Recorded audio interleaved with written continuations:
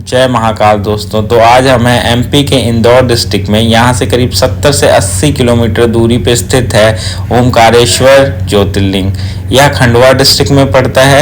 यह महादेव का चौथा ज्योतिर्लिंग है और 12 ज्योतिर्लिंगों में से एक माना जाता है। यह ओमकारेश्वर का बस स्टैंड है और इस बस स्टैंड के ऊपर आपको यह बोर्ड मिलेगा जिसमें आपको संपूर्ण जानकारी मिलेगी उस जगह के बारे में जो भी घूमने लायक या तीर्थ स्थल होंगे। यह आप देख रहे हैं मानधाता पर्वत है जो चारों ओर से कावेरी नदी और मां नर्मदा नदी से घिरा हुआ है। तो आप देख सकते हैं यह इसको झूला ब्रिज कहते हैं जो कि नर्मदा मां के ऊपर बना हुआ है और बहुत ही खूबसूरत दिखता है। यहाँ से देखिए अभी सनराइज का टाइम है तो बहुत ही खूबसूरत दृश्य यहाँ से आप देख सकते हैं। यह ब्रिज जो है ओमकारेश्वर और ममलेश्वर ज्योतिर्लिंग है उनको आपस में कनेक्ट करता है। कहा जाता है कि जो ज्योतिर्लिंग है ओमकारेश्वर, अगर आप उसके दर्शन कर लेते हैं और ममलेश्वर के दर्शन नहीं करते हैं तो वो आपकी जो दर्शन है वो अधूरा रह जाएगा। तो इन दोनों ज्योतिर्लिंगों को मिलाकर एक ज्योतिर्लिंग माना जाता है। तो अगर आप किसी एक ज्योतिर्लिंग का दर्शन करते हैं तो आपको दोनों ही ज्योतिर्लिंग का दर्शन करना पड़ेगा। और ये आप सामने डैम देख रहे हैं जो कि नर्मदा नदी के ऊपर बना हुआ है। बहुत ही सुंदर है। मैंने सुना कि यहाँ अभी जाने नहीं दिया जाता है, CISF लगी हुई है। कोशिश तो मैंने की थी, पर जो दृश्य आप देख सकते हैं बहुत ही खूबसूरत दृश्य है। दोस्तों तो ये हमारा डे 2 है यहाँ पे खंडवा डिस्ट्रिक्ट में ओमकारेश्वर में, और हम करीब अभी 6 नहीं बजे 5:45 हो रहे हैं और हम निकल चुके हैं। आप देख सकते हैं गलियाँ पूरी सुनसान है और यहाँ मैं बताऊँ इतनी भीड़ होती नहीं है। तो सावन में होती है भीड़ मेरे ख्याल से, अभी तो कोई भीड़ है नहीं। तो देखते हैं आगे, पहले तो देखता हूँ चाय वाय कहीं मिल जाए। तो सुबह सुबह ही निकलने के बाद ताकि दर्शन हो जाए, हम सीधा जा रहे हैं नगर घाट की तरफ ताकि वहाँ पे नर्मदा माता में स्नान करके सबसे पहले ममलेश्वर ज्योतिर्लिंग के दर्शन करके फिर ओमकारेश्वर ज्योतिर्लिंग की तरफ जाएं। सुबह सुबह आने का यह फ़ायदा होता है कि भीड़ बहुत कम रहती है, आप आराम से नहा सकते हैं और आराम से आपको ज्योतिर्लिंग के दर्शन हो सकते हैं। तो ये देख सकते हैं आप। हालांकि मैं देखता हूँ कि जो पूजा स्थल होते हैं वहाँ पे जल्दी ही दुकानें खुल जाती हैं, पर यहाँ पे कुछ चाय की दुकानें मुझे दिखी। और आप सामने देखिए मंदिर कितना सुंदर लग रहा है। देखिए हमने तो दोनों टाइम दर्शन किए हैं, दिन में भी रात में भी। रात में देखिए मंदिर कैसा दिखता है, कैसी लाइटें हैं यहाँ की, बहुत ही सुंदर दिखता है यहाँ पे। और दिन में ये लाइटें नहीं रहेंगी पर एक नेचुरल लाइट रहेगी, वो भी अपने आप में एक खूबसूरत दृश्य दिखाता है। तो आप ये लाइटें देख सकते हैं। मतलब आप अगर यहाँ आइए तो सुकून से आइए। अगर आप आ रहे हैं तो सुबह आ जाइए और शाम को निकलिए फिर, ताकि आप दोनों टाइम के दर्शन कर पाएँ। दोनों अब इतनी दूर आप आएंगे ज्योतिर्लिंग तो आप मैं यही कहूँगा कि दोनों तरह के दर्शन कर लिए जाएं। बहुत ही मतलब आपको क्या मैं बताऊँ, पॉजिटिव वाइब की अनुभूति होती है यहाँ पे जिसको। और ये देखिए ये नज़ारा मैं आपको बोल रहा था, दिन में देखिए कितना ही खूबसूरत लगता है आपको। मैं रात में भी आपने दृश्य देखा और ये दिन में देखिए। यहाँ बहुत सारी मछलियाँ हैं, पानी काफ़ी साफ़ है। और मैं आपको बताऊँ ये पानी बहुत ही मतलब लग रहा होगा सुबह का टाइम है, नवंबर का महीना है तो ठंडा होगा, बिल्कुल ठंडा नहीं है, नॉर्मल पानी है। देखिए मछलियाँ देखिए आप, एकदम साफ़ दिख रही हैं। यहीं पे लोग नहाते हैं। ये मछलियाँ बिल्कुल ना उनको परेशान करती हैं ना ये डरती हैं। बहुत ही सुंदर दृश्य है यहाँ का। आप ये देखिए, ये सामने ममलेश्वर टेम्पल है, आप इस ब्रिज से जा सकते हैं। यहाँ नर्मदा में स्नान करके काफ़ी श्रद्धालु आए हैं, तो मैंने भी यहाँ पे स्नान किया सबसे पहले नर्मदा में। मैं आपको बताऊँ, मैं तो सोच रहा था पानी बहुत ठंडा होगा, लेकिन मेरी सोच से परे पानी बहुत ही नॉर्मल है। शायद ये नर्मदा माता का आशीर्वाद है। दोस्तों तो हमने कर लिया है नर्मदा स्नान और हमने कर लिया ममलेश्वर शिवलिंग के दर्शन। अब हमारा अगला जो पड़ाव है सुबह सुबह में, वैसे शाम को हमने कर लिया था दर्शन, अब सुबह सुबह में हम जा रहे हैं। हमारे पीछे देख सकते हो आपको ओमकारेश्वर, मेरी उंगली सही नहीं हो रही है, ओमकारेश्वर नाथ मंदिर दिख रहा होगा जो 12 ज्योतिर्लिंग में से एक है। कहा जाता है कि ओमकारेश्वर और ममलेश्वर के दर्शन करने ज़रूरी है क्योंकि इन दोनों ज्योतिर्लिंग को एक ही माना जाता है। वैसे तो कहा जाता है ममलेश्वर को अहिल्याबाई जी ने बनवाया था। और ये भी कहा जाता है वो नर्मदा में हर रोज़ एक शिवलिंग जो है विसर्जन करती थी। तो बाकी आप गूगल पे चेक ही कर सकते हो, देख सकते हो क्या व्यू है यहाँ का, क्या व्यू है, बहुत ही बेहतरीन व्यू। सुबह का समय बहुत ही बेहतरीन व्यू है। हम शाम को भी आए थे, इतना कुछ खास दिख नहीं रहा था, पर यहाँ अभी सुबह बहुत ही बढ़िया नज़ारा है यहाँ पे, देख सकते हैं आप मेरे सामने। तो ये है मामलेश्वर मंदिर। कहा जाता है कि इसे रानी अहिल्याबाई ने बनवाया था।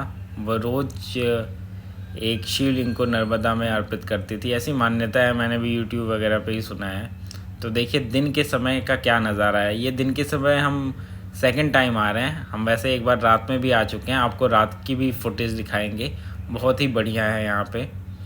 तो यहाँ मैं बताऊँगा ज़्यादा भीड़ नहीं रहती। आपको शिवलिंग के आराम से आप स्नान करवा सकते हैं। शिवलिंग को बहुत ही आसानी से दर्शन हो सकते हैं। ये देखिए नंदी जी, हर एक शिव मंदिर में नंदी जी गेट के बाहर ही होते हैं। तो आप जहाँ भी देखें, और अगर आपके घर में भी कोई शिवलिंग है तो नंदी उसके साथ ज़रूर बैठाएं, ये शुभ माना जाता है। आप देख रहे हैं यहाँ साफ़ सफाई चल रही है, इतनी कोई भीड़ नहीं है। यही मैं आपको कह रहा था। देखिए जब हम रात के समय आए थे तो यहाँ का क्या दृश्य था, बहुत ही अलौकिक दृश्य था ये। आप देख सकते हैं काफ़ी पुराना मंदिर है, बहुत ज़्यादा पुराना। ये देखिए नंदी रात के समय। तो आप जब भी यहाँ ओमकारेश्वर आएँ तो ममलेश्वर ज़रूर आएँ और यहाँ दर्शन करें। आपको बहुत ही सकारात्मक एक वातावरण का अनुभव होगा, मैं तो यही कहूँगा। तो बहुत ही, और यहाँ घूमने के अपने मतलब एक क्या कहते हैं फ़ायदे हो सकते हैं। जैसे तो ममलेश्वर में जब आप दर्शन कर लें उसके बाद ओमकारेश्वर जाएं, या तो फिर आप ओमकारेश्वर होके फिर ममलेश्वर आ सकते हैं। ये ममलेश्वर ज्योतिर्लिंग मंदिर का जो प्रवेश द्वार है रात के समय वो है ये। ममलेश्वर में और भी कई छोटे ज्योतिर्लिंग हैं भगवान शिव के, बहुत ही पुराने, जो उस रानी अहिल्याबाई के ज़माने के रहे होंगे। आप उसको भी देख के उसकी भी जलाभिषेक कर सकते हैं। मैं कहूँगा बहुत ही शांत एनवायरनमेंट है यहाँ का। और जैसा बाकी ज्योतिर्लिंग में होता है, जैसे उज्जैन में होता है बहुत भीड़ रहती है, यहाँ वैसा कुछ भी नहीं है। बहुत ही आसानी से दर्शन होते हैं, चाहे आप सुबह आएँ चाहे आप शाम को आएँ। आप ये देख सकते हैं कोई कतार नहीं है, बहुत ही खाली रास्ता है, आराम से दर्शन हो सकते हैं। आपके बाहर फूल जल अभिषेक सब आपको इस मंदिर के बाहर ही मिल जाएगा। तो देख रहे हैं बहुत ही खूबसूरत नज़ारा, बहुत ही एशियन टाइप का मंदिर है ये, मैं कहूँगा आपको। ये देखिए, फिर जब आप दर्शन कर लेंगे तो आप बड़े ही आसानी से निकल भी सकते हैं वहाँ से।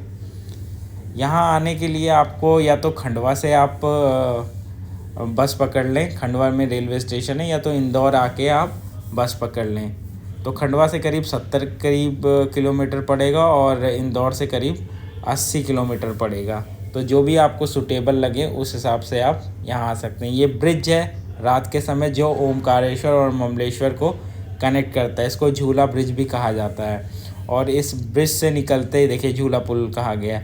तो इस ब्रिज से निकलते ही आपको यहाँ पे बहुत सारी दुकानें मिल जाएंगी, जहाँ पे प्रसाद मिल जाएगा आपको, और बहुत ही श्रृंगार की चीज़ें जो ज्योतिर्लिंग को चढ़ती हैं, बहुत ही शिवलिंग, बहुत ही और भी खान पान की कई सारी चीज़ें आपको मिल जाएंगी। ये जो रास्ता आप देख रहे हैं ये सीधा जाता है मामलेश्वर ज्योतिर्लिंग की तरफ। तो भीड़ बिल्कुल नहीं है, मैं तो यही कहूँगा।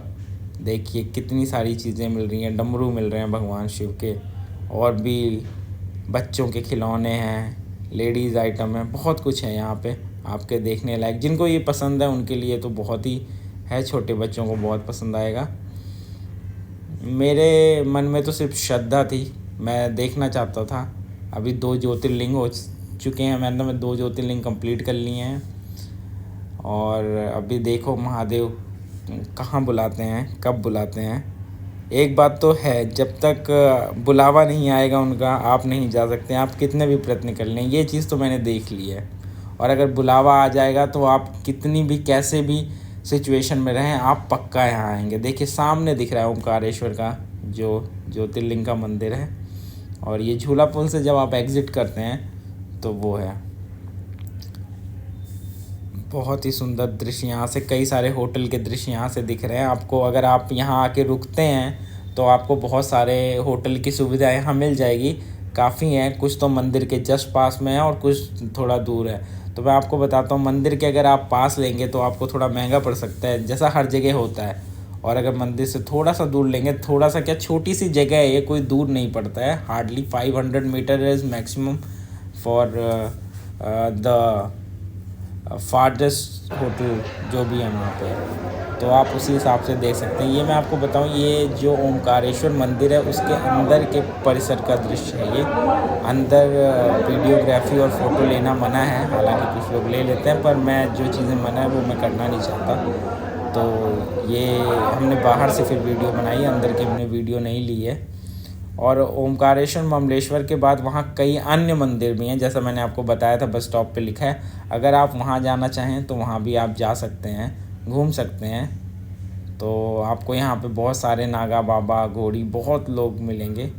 तो अंत में मैं इस वीडियो में इतना ही कहूँगा। ये कुछ झलकियाँ हैं हमारे ओमकारेश्वर के। अगर आपको ये वीडियो पसंद आई होगी तो प्लीज़ इस वीडियो को लाइक करें, सब्सक्राइब करें, शेयर करें। और अगर कोई सुझाव है तो प्लीज़ कमेंट में बताएं मुझे, क्या सुझाव, क्या इम्प्रूवमेंट कर सकता हूँ मैं। और तो ये कुछ झलकियाँ थी हमारी यहाँ की।